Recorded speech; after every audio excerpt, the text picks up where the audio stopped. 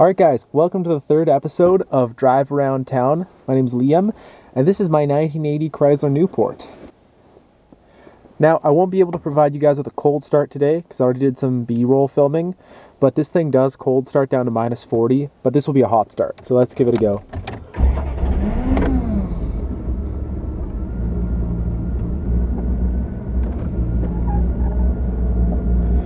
I'm going to try to run minimal heat, even though it's pretty cold today, just because I don't want to interrupt my sound too much. But let's give you guys the story on this car. I bought this car in 2017 in Alberta. It is originally a Saskatchewan car, but the owner of the car tells me that it was his dad's car, and he brought it to Calgary, Alberta to be safetied, and he just realized that I don't have a space for a giant antique car here in the city in Calgary, so he sold it to me for $800. Let's hit the road, guys.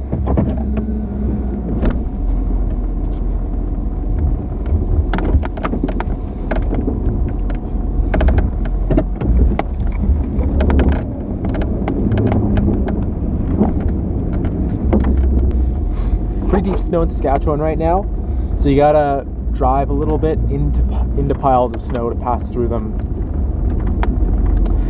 This car, when I bought it, it had a laundry list of issues with it. Let me just think right now. It leaked oil, it leaked coolant out of the heater core very badly. Its AC had leaked out some of its refrigerant, so it wasn't running.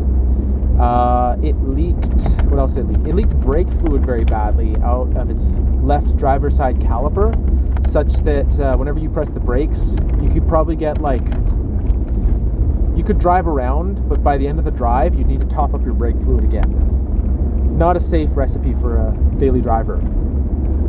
After I'd fixed all that stuff, the car ended up being such an immensely reliable car, which is why I bought it in the first place. I knew it had some leaks and stuff, but for $800, it was a pretty attractive price. But the thing that's always struck me about this car in particular, it's kind of like the green Dodge Ram truck that I featured before, is that it just always starts. And it idles really nice, and that's probably more to do with the carburetor having been professionally rebuilt than anything. I don't have that carburetor on here anymore. I have an aftermarket carb just because I wanted to replace it with a standard one that I use for my fleet. But yeah, it just starts so easily every time, so it ended up being a reliable winter driver for me. These R-body Chryslers, the Dodge St. Regis, the Chrysler Newport, and the Chrysler New Yorker, and I believe there may have been also a Plymouth Grand Fury variant for police agencies. They were not very successful and not produced over a very long period of time. They were only made for the 1979, 80, and 81 model years. And I think that production for all those years may have been below 100,000. I could be off base on that and misremembering, but it's a pretty low number. As a result, the cars are not very common to find out in the wild. I believe I've seen one Chrysler New Yorker here in the city, and on Kijiji in Alberta, I did see one Dodge St. Regis show up once. These cars have a variety of early weight-saving and fuel-saving technologies. Obviously, they originally came with the lean-burn Chrysler electronic computer, which everyone knows about as being historically unreliable. However, my car didn't have that when I first bought it, but it has some other really, really annoying weight-saving techniques. For example, as far as I understand, on the 1979 model year, they included aluminum bumpers that were chromed over. On the 1980 and 81 model years, I believe it's just the front bumper. Mine has just the front bumper. And the chrome just flakes off. For some reason, the aluminum didn't work. It's probably an early attempt at doing that. They also have aluminum in some other key areas that corrodes a bit, like some of the trim work that was made out of aluminum perhaps, or aluminum alloy. That stuff corroded really badly. Some of these early attempts at weight saving weren't very helpful. Another really big one that was possibly the reason for my brake fluid leak was that they used phenolic resin or plastic brake pistons inside the brakes to save weight. So those also swell and leak. Another interesting thing that you'll notice about these cars when you look at pictures of them is that they always sit nose up, and I believe they did that from new. Now, that may have been just the style at the time, but I've always found it very disconcerting and ugly. So I took the spring packs off of this car and I sent it to a spring shop in Regina. I had to get my friend to bring them down there and back for me. But they were able to re-arch them to have like an extra inch or so of arch and put another leaf just to stiffen them up a little bit. It's a little bit noisier and definitely a little harsher when you go over like a speed bump or something, but it really firms up the back a lot and stances it a little nicer. And I also was able to then, it was a little bit higher in the back than I wanted when I got them back, but then I was also able to just crank up the front torsion bars a little bit, so I just have more front ground clearance now, which is, I love it.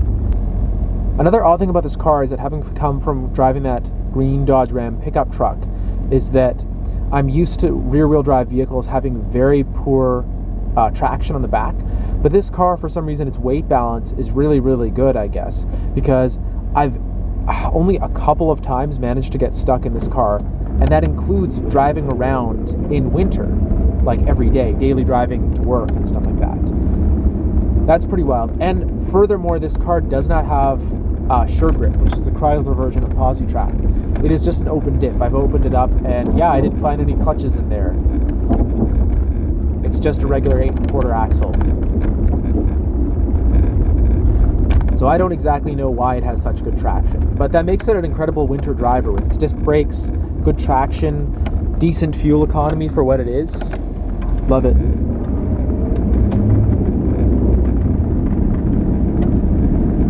Losing traction a little bit there on one wheel, but you can always power through. Like, even though you lose a bit of traction on one wheel at an intersection, it doesn't really matter. Just ease off the throttle a bit and it'll catch it and keep going. 1979 was probably the worst possible time for this car to come out. Here in Canada, listening to my dad and other people from around that time, there was a really big recession. It was the 1979 recession in the United States, caused by the Iranian Revolution and then the Iran-Iraq War. This recession was far larger in Canada than it was in the United States, and far longer lasting. It's commonly, I think, thought of as lasting up until 1983. Now, the interesting thing, broadly speaking, this was the entire time that the R-body was in production, and it was not quite as small and well packaged, I guess, as the Chevy Impala or Caprice or whatever it was. But in retrospect, especially when you look at that in the late 80s, the economy got a lot better and gas prices got a lot lower. This car probably could have made it if it had survived a little longer and Lee Iacocca was willing to wait it out. But obviously he wasn't, and he didn't, and so the R-body died at the ignominious end. And instead it was up to the M-body to carry on the Chrysler rear-wheel drive torsion bar mantle for longer, and that actually had a decent amount of success with police agencies. If this car was able to make it a little bit longer, this would have probably done an even better job of that, and they would have refined out the little bugs that were with it, maybe given it proper steel bumpers and such. I'm going to have to say goodbye to this car soon, unfortunately. I do have quite a few cars, and especially given what's going on in my life right now, I won't be able to devote that much attention to any one. I noticed all of last year I didn't get to drive my Valiant very much and during the summer, and that is really a wonderful car that should get more attention. This is a wonderful car as well, but there's no doubt that this is a little bit less classic than a 67 Valiant. Another big reason why I held on to this car so much, I bought it kind of as a lark, maybe to flip it, but I ended up, even though I found it quite ugly at the time, its looks really grew on me, and I found it to be, in spite of its brake leaks and stuff, such a surprisingly good substitute for a modern car. It's obviously not a modern car, but it was probably the closest that any old car has ever gotten for me, was that I can drive this thing in the winter relatively reliably and in comfort. That is probably why I held on to it so long. I did end up getting the orange van, the Dodge Ram van, but a big issue with that one was that it was so incredibly unreliable from when I bought it, that it really couldn't be relied upon for winter driving. It was very, very trash. I got it for a decent price, which you wouldn't be able to get nowadays, I feel like, but it was in rough shape and needed a lot of TLC. Though this car was already quite drivable, another really big improvement that I made, that I might make some more videos on and I would recommend for anyone who has a Mopar, is that you exchange the original mechanical fuel pump, which are reliable as all heck. But you exchange the original mechanical fuel pump for an electric fuel pump. The mechanical ones are very reliable, no doubt, but the electric ones mean that, especially where these cars often get used now, where they're not driven every day and with new fuel that evaporates very easily, rather than sitting there and cranking your car 20 seconds every day and scaring the neighbors and scaring people at your work, you just turn on the ignition, which primes the fuel pump, and then you start it and it'll start very quickly. In this video, it did have to crank a little bit because it was a little bit cold, but generally, especially if you drove it like yesterday or something like that, it'll just start pretty much instantly, which is exactly what you want. I also added an electric fan. Now let me go back a step. I added an electric fan because I changed the thermostat set temperature. That's another really big drivability thing for me, especially because I drive in winter. By raising the thermostat, now theoretically it's more efficient as well to have a hotter engine because it means you reject less combustion heat to the surrounding block. But that's not particularly the reason for it, although I did get better fuel economy. But the real reason for me was that it gets the engine hotter for longer when driving to work in very cold weather. Now this helps with the heater blowing hotter air. It also helps with burning carbon deposits out of the engine. I guarantee it does.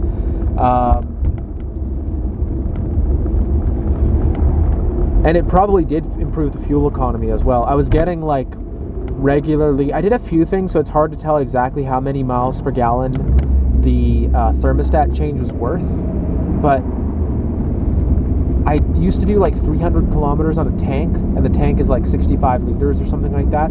It adds up to like poor fuel economy anyway. But by changing the thermostat from 195, which is already on the higher end, to 205, and then a few other things, I raised the tire pressure and stuff too, I'm regularly able to get 370 kilometers on a tank. Now that was with a bunch of things like the electric fuel pump, electric fan, higher thermostat, maybe some tune-up items too. It was in tune and drivable before as well. Higher pressure tires and stuff like that. So there's a lot of things, but it does get better fuel economy now. We'll make a more in-depth video about the theories about my theory behind running a higher temperature thermostat. But anyway, for driving during cold weather, I would recommend it, especially if you're running an electric fuel pump where you won't get vapor lock. This car has lived a surprising amount of its life out on the open highways, even though I live in the city. For a period of time, I was working in Regina, and so I was often driving this car in between Saskatoon and Regina. I forget if I even had the broken heater core still at that point, so that was pretty crazy because the windows would fog up really bad. But it would do that 300 kilometer trip pretty frequently. I also drove it from Calgary to here, which was like 700 kilometers. So it's lived quite a bit of its life out on the open roads. I'm very happy that it made its way back to Saskatchewan, and I hope that it stays here for the rest of its life. A lot of people also frequently mention that, why am I driving this car during the winter? Isn't it going to rust? Especially because Chrysler's rust so bad. But remember that by the late 70s, after the Aspen Volare debacle, they'd spent a lot more money on rust proofing, and they were doing like 7-stage, dipping them in zinc paint and stuff like that. I forget exactly what they did, but by the 80s, I would say most big full-size Chrysler cars and trucks were quite well rust-proof, maybe even abnormally so for the time. And so you will get some rust, but it has a hard time progressing the same way that it does through those cars that are actually from the 70s. This car, surprisingly, out of all my vehicles, has had the most stuff tested on it, especially because I was driving it so much. I've often been trying to find better fuel economy, and so I've thrown lots of things at it, like the electric fan, electric fuel pump. A lot of this was meant for testing for the orange van as well, where we didn't want to modify it on the van because we need the van for moving things for the tiny house build, but we can test it on the brown car here, see if it works, and in some of these cases it did work very, very well, and so then we later added it onto the van, which has improved the van's drivability immensely. All in all, the end result is that by improving the van so much, we don't need the brown car nearly so much. It's just an extra thing that requires my time, and so that's why we're going to say goodbye to it. in a certain sense, goodbyes are definitely an important part of life. I think it's important if you feel that your possessions are taking too much from you, but you don't want to get rid of them. You might set yourself a condition upon which you get rid of them. Like with the brown car, I was saying that once the orange van is reliable enough, I don't need the brown car, and so I can probably say goodbye and let it go to someone else. Now that the orange van is reliable enough, I met that condition, and so I need to follow through and kind of get rid of a possession that is, taking up time in my life. Now, I have it set for a pretty decent price on Kijiji, given that car prices are kind of crazy right now. If nobody wants to buy it for that price, then it's probably better just to keep it because it's still an asset that I own, and I'll probably just put it at the storage lot to store some things in it. It's going to be safe just sitting there. And then it has the electric fuel pump too, so when I want to start it again, just prime it, it should go.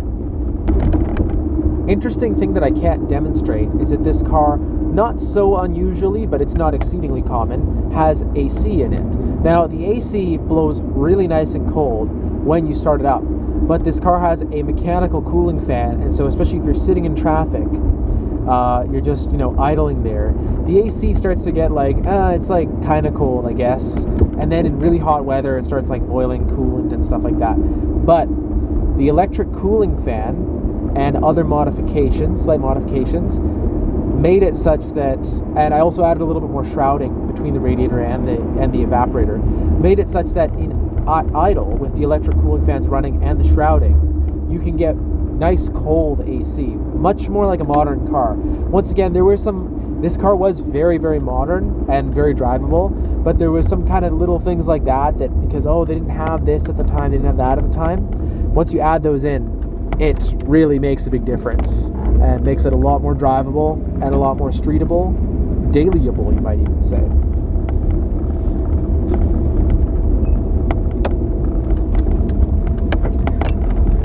All right, I hope you guys enjoyed this installment of Drive Around Town with the 1980 Chrysler Newport. Thank you guys so much for watching, and please remember to subscribe.